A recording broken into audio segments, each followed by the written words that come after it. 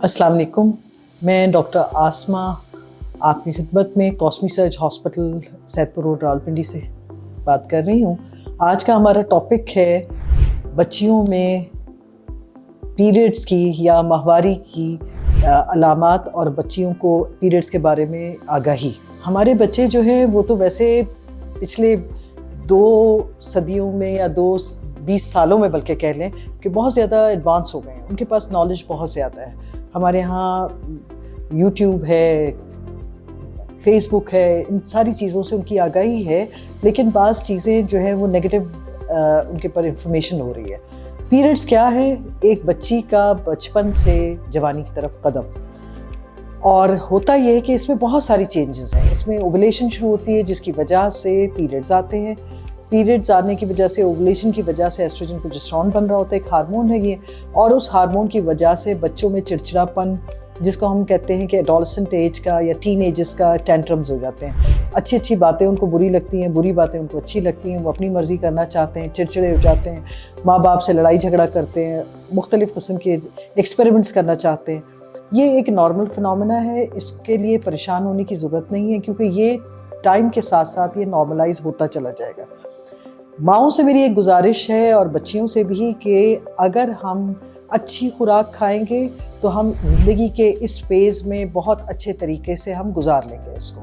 यानी ये जो फर्स्ट फ्यू मंथ्स होते हैं या फर्स्ट फ्यू ईयर्स होते हैं, उसमें अगर आपकी खुराक अच्छी है, आप ऑर्गेनिक खुराक ले रहे हैं, गंद से बच रहे हैं, या जिस तरह फास्ट फूड्स हैं, कार्बोनेटेड ड्रिंक्स हैं, स्वीट ड्रिंक्स हैं, डब्बे में बंद जूसेस हैं, डब्बे के दूध हैं, इन सब से आप बचेंगे, तभी ये सारा कुछ आप ग़िज़ाइयत से भरपूर खुराक हासिल कर सकेंगे।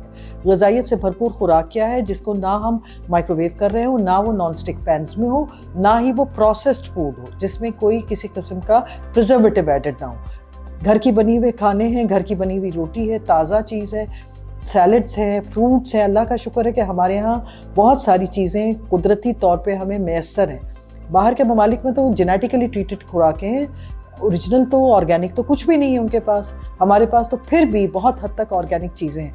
तो मैं माँओं से भी गुजारिश करूँगी और बच्चियों से भी कि ऑर्गेनिक डाइट लें, और बहुत ज़्यादा, अब सर्दियाँ हैं, पत्तों वाली सब्जियाँ इस्तेमाल करें, क्योंकि हमारे अंदर फोलेट्स की कमी हो जाती है, जिसको हम फोलिक एसिड देते हैं।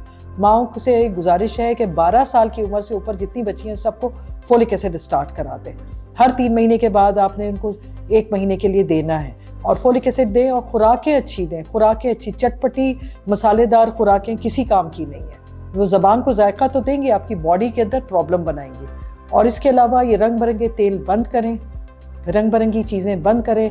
आप सिंपल सा मस्टर्ड ऑयल, ऑलिव ऑयल का, ये आपका नारियल का तेल, ये इस्तेमाल करें, और या देसी घी। देसी घी कभी नुकसान नहीं देता, कुदरत के नेमतों में से एक है, कुदरत की बनाई हुई चीज़ है, इसमें कोई प्रिजर्वेटिव एडेड नहीं है। आप प्रिजर्वेटिव एडेड कोई भी चीज़ लेंगे वो ख़राबी करेगी।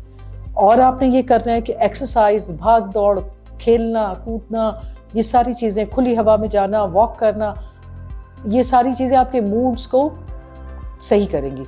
पढ़ाई में भी इन दिनों में बच्चियों के होता है कि पढ़ाई में भी वो तवज्जो नहीं दे सकती, उनको चिड़चिड़ापन होता है, लॉस ऑफ कंसंट्रेशन होता है। और उसके लिए ये है कि आप कोई नट्स ले लिया करें, कुछ दूध पिएं, खुराक अच्छी लेंगे, आपका कंसंट्रेशन डेवलपमेंट भी होगा, बॉडी डेवलपमेंट भी होगा। बॉडी में चेंजेस आ रहे होते हैं, वो चेंजेस को आप पॉजिटिव लें। ये कुदरत का एक निज़ाम है, हर स्टेज का एक नया तरीका है। बचपन एक अलग होता है, इन्फेंसी एक अलग होता है, फिर आपका बचपन एक छोटा सा टॉडलर जो होता है उसका एक अलग होता है, फिर एक बच्चा बड़ा होता है 10 साल तक, उसका एक अलग हिसाब किताब होता है। 10 साल के बाद वो एडोलेसेंट एज में आ रहा होता है, 10, 11, 12 साल में हमारे यहाँ प्यूबर्टी आ जाती है, तो उसमें फिर उसका एक अलग हिसाब होता है, फिर टीन एजेस में अलग होता है। इस तरह ये अल्लाह ने सीढ़ियाँ बनाई हुई हैं हमारे लिए।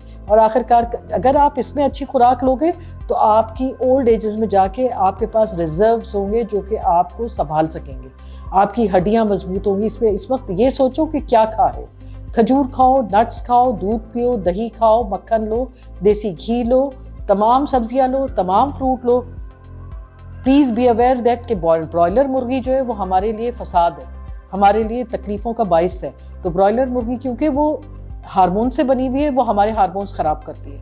तो ब्रॉयलर मुर्गी, fast foods, carbonated drinks, sweet जितने ड्रिंक्स हैं, डब्बे में बंद खुराकें, ये सब चीज़ों को आपको बंद करना पड़ेगा। तो सबसे पहला पैगाम तो यही है इन बच्चों के लिए कि कुदरत के निज़ाम पे चलें, रात को सोएं, सुबह उठें अर्ली मॉर्निंग, और खाना पीना अपना कुदरत के हिसाब से लें, कुदरत के निज़ाम पे लें। तमाम आर्टिफिशियल खुराकें बंद कर दें और घर की बनी हुई चीज़ें लें, ताज़ी लें, भाग दौड़ करें, अपने रूटीन को ठीक करें। रूटीन ठीक करने से आपके हार्मोन्स ठीक होते हैं, हार्मोन्स ठीक होंगे तो आपका साइकिल ठीक होगा, आपकी तकलीफ़ें, आपकी परेशानियां, आपका लॉस ऑफ कंसंट्रेशन, आपका गुस्सा, हर चीज़ नॉर्मलाइज हो जाएगी। इसको एक कुदरत का आप कह लें कि एक निज़ाम है ये, इसको आप कुछ नहीं कर सकते। You have to face it and you have to bear it. तो मदर्स के लिए भी यही कि अपने बच्चों को अच्छी खुराकें दें, उनको आर्टिफिशियल चीज़ों से बचाएं। अल्लाह हाफिज़।